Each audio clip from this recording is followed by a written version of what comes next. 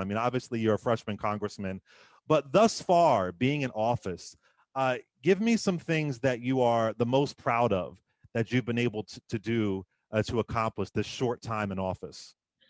That's a great question. I'm proud of so much. I mean, we were sworn in January 3rd, and there was an insurrection on January 6th. So we kind of had to sort of weather that storm and respond and hit the ground running. But right after that, we introduced our first piece of legislation, the COO Act. COO stands for Congressional Oversight of Unjust Policing, because we had a lot of information leading up to January 6th, but that information wasn't shared, wasn't used intelligently, and there may have been some indication of police and members of the Republican Party working in collaboration with some from the insurrection. So we called for a congressional oversight committee to look into that. And just a couple of weeks ago, Speaker Nancy Pelosi, announced the creation of such a committee. So we're very proud of that, very proud of hustling and grinding and working with colleagues in government to bring 4 vaccination sites to our district. This was at the point of the pandemic where, as soon as vaccines were available, we fought to get sites, and we got one in Co-op City, one in Yonkers, one in Mount Vernon, and one in Edenwald projects.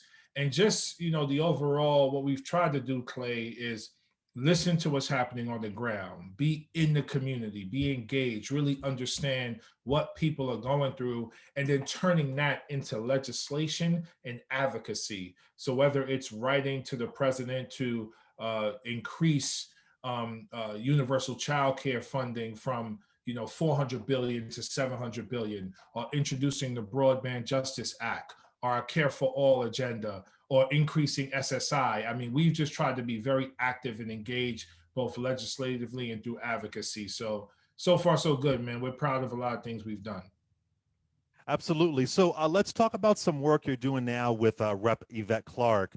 Basically, you're urging the FCC to examine the agency's history of racial inequity. This is really, really important. It's not getting the kind of media attention it should, but just break down what y'all are doing. So this is systemic racism in action, right? When we talk about systemic racism or institutional racism, people act like this big thing that we don't quite understand. But what it is individuals who work in agencies and organizations who make decisions that disproportionately marginalize Black and Brown communities. So when we look at the FCC, it's had a history. When you think about who owns our media, who controls our media, from radio to television to internet, it is disproportionately white, and communities of color struggle to get contracts, to get licenses, to get ad buys. We are at the bottom. I mean, we're talking about African Americans, who are about 14% of the population, owning about 1% of media. And when you look at media, right, when you look at the African American, Black, and people of color, who, and the impact we have on media in terms of how much revenue we generate and how much we contribute to the wealth of others overall, historically we have not been able to share in that wealth. So we're calling on the FCC to conduct a full audit, a racial equity audit, to look at past practices, look at how those practices have disproportionately harmed communities of color, and then to do something about it. It's not just the audit, it's then what are we going to do next? And that's where additional legislation and advocacy is going to have to come into play. It's really important because I always, we're having these conversations about race and white supremacy, and one of the things that I say is that the ways in which white supremacy gets passed down is through the media. That's one of the ways you get indoctrinated, and it affects Black folks, it affects white folks. That's one of the ways. So that's really, really important work that we can't gloss over. Well, that's a very important point, right? When we think about white supremacy, is also colonization of the mind, like That's right. colonization of how we speak and think and interact with each other and the world beyond us.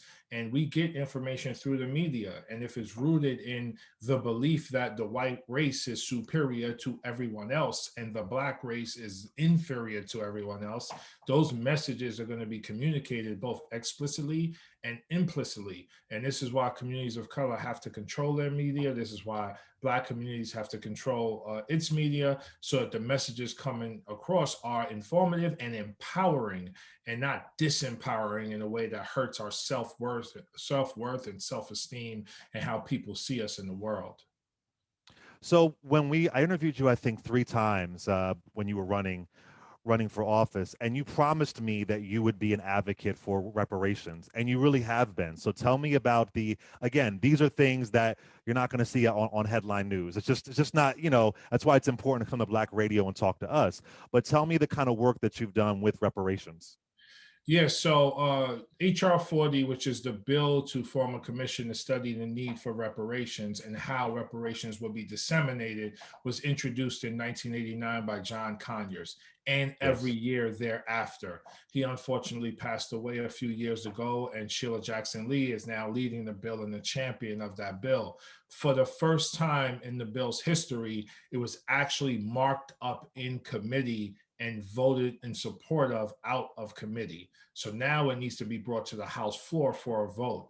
And just to explain to people what that means, you introduce a bill. That bill is given to a committee for analysis and markup. The committee can choose to move forward with it or not. 39 years prior to this year, they didn't move forward with HR 40. This year they did for the first time. And that's because of consistent advocacy from myself and many others, communication on the inside with leadership, communicating that this is very important, but also applying public pressure from the outside. And it's important for your listeners to know this, and I'm sure they do, because I'm sure you talk about it all the time. When you pick up a phone and call a senator or a congressperson or That's whatever, right. that has tremendous power. So if you call them and ask them to support HR 40, or you write them a letter or send them an email, they can't ignore you forever. And if they That's right. ignore you, you're one vote that can become 10 or 100 or 1,000. The next thing you know, that person is out of office. So we try to organize with groups on the outside and organize with colleagues on the inside, so that we can move the bill forward. It made it out of committee, and now hopefully it will be voted on in the House before the end of this session, which would be unprecedented. I say it all the time, Congressman. I say it constantly that you have to pick up that phone, call your local congressperson. You got to let your voice be heard. They are listening. They are listening to those phone calls. It's Yeah, so I important. just want to give one example, right? So let take country X that has foreign policy issues that they want me to pay attention to. Because country X is organized and well resourced, when they want me to pay attention to that issue, I'll get 1,000 letters from people who Mm, represent that community. Literally, literally. mm, mm. I need to get 1,000 letters from Black folk and 1,000 calls from Black folk as well, and people of color, because you, not just me, all members of Congress, let us know that you are engaged, what's important to you, so that we can go on the House floor and fight for it. And because we don't want to allow Republicans and more moderate Democrats to make excuses that no one reached out to them. So let me ask you this. This is a big issue for me and my callers. They call in, they've spoken about this. I like a lot of work that President Joe Biden has done, and I'd love to know your thoughts on this. Maybe, you could push. I don't understand why there isn't an executive order for student loan forgiveness. It's just, this would be such an easy policy, an easy bullet point you can push in the midterms. It could be an executive order. I would love 50,000. He wants to do 10,000. Allegedly, sometime in July, there's going to be a decision. My audience, again, President Joe Biden has done some good stuff, but this specifically can be done right now. And I'm still paying off my student loans. I'm 44 years old. Uh, what are your thoughts on that? Is there going to be any movement on that? So agree with you 100%. We're pushing really hard to get $50,000 forgiven completely. As you said, it can happen with the stroke of a pen. We're working with other members of Congress and Senator Schumer and others to get this done. I do think there's going to be movement, no guarantee of when. What the president, for whatever reason, has been doing is, what they did is they authorized the Department of Education to look at the legal ramifications, if there are any, so that he can go forward and forgive these loans.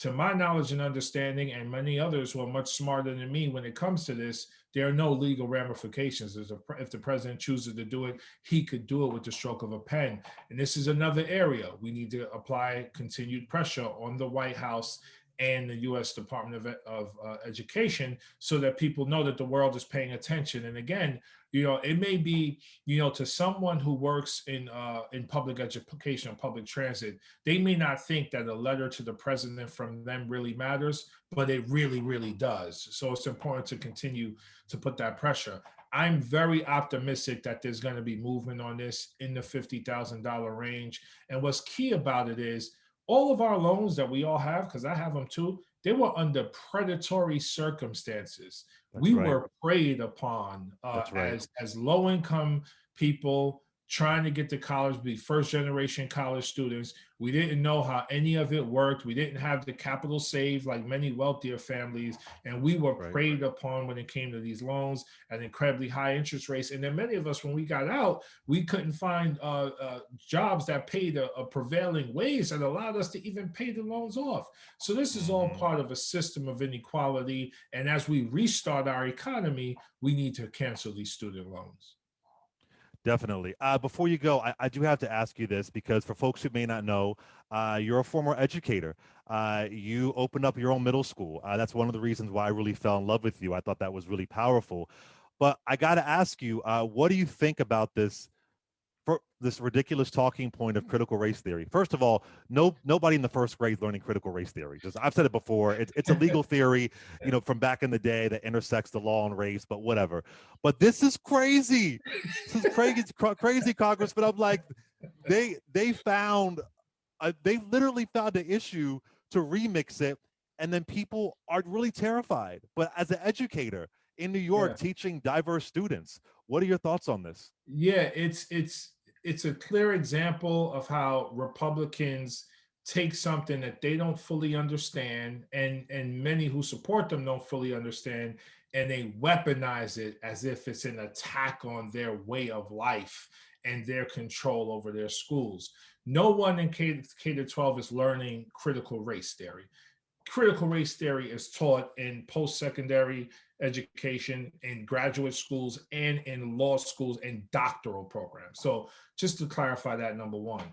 Number two, the CRT that we are talking about is culturally responsive teaching, which is happening in public schools and should be happening in public schools. Why? Because our students are diverse, they represent different cultures, and we need to be mindful of the cultures they represent and make sure we have an equitable learning environment for all children, including children of color, especially because those are the children that have been left out of curriculum for so long. And this is another example of Republicans specifically holding on for dear life to whiteness and white supremacy, because they know if we begin to look at race critically, then we have to revisit history and uncover a lot of the stuff that has disproportionately harmed children of color. But again, this is they're holding on for their life. They're holding on for power instead of letting the country evolve into the multiracial democracy that we are and allow us all to thrive as a multiracial democracy. That's their fear and that's their pushback. It's disgusting that I didn't learn about the Trail of Tears until college. That's unacceptable. I mean, at least tell me in the ninth grade, 10th grade, 11th grade, last month of the 12th grade, like Yeah. something like I don't learn these things until college. It's disgusting. I know you have to go soon, but I got to ask you this last question. And I know that you're not in the Senate, obviously, but one of the things that I keep on getting, people call into the show and they say, we're tired of government not working. Uh, we're tired of a Voting Rights Act failing. It appears the George Floyd Policing Act is never, we're not going to have qualified immunity. The infrastructure bill, that we're exhausted, we're tired, we're tired. What do you say to people, us, who are just getting so disenchanted with government? Because I get afraid, Congressman, that we're not going to show up in the midterms because of that. So, as Mhm. somebody who is in the thick of it, fighting every single day, what do you say to them? Well, this is why Democrats have to deliver. And this is why people have to put pressure on us as Democrats to deliver. Now is the time to end the Senate filibuster. And it can happen with a simple rule change. Now, there are some Democrats who are pushing back against that. Senator Joe Manchin, Senator Kirsten Sinema, and others. We Mm. need people from West Virginia and Arizona, respectively, and across the country to push back on those two senators to make sure they are supportive of ending the filibuster. If we did that, Democrats can deliver on voting rights. We can deliver on immigration reform. We can deliver on common sense gun control. We can deliver on so many other bills that need to be put in place. And if we deliver, in my opinion, we maintain Democratic control of the House and the Senate in 2022. If we don't deliver and we don't show that we can get things done as Democrats, Republicans have all the talking points they need and enough to display that they are the ones that the Americans need to have in power. And one last thing, if Republicans take control of the House, the first thing they're going to do is move to impeach President Biden. And I Mm. know the president doesn't want that. And I know my colleagues in the Senate do not want that. So if we don't want that, the House is doing its job. We have been moving bills into the Senate throughout this entire 7 months I've been here. But the senators have to step up and do what's necessary for filibuster, for HR1, and for many other policies to maintain the democracy that is holding on by a thread. Well, thank you once again, Rep. Jamaal Bowman. I appreciate you being here, the House Rep for New York 16th Congressional District. How can folks follow you and support you, sir?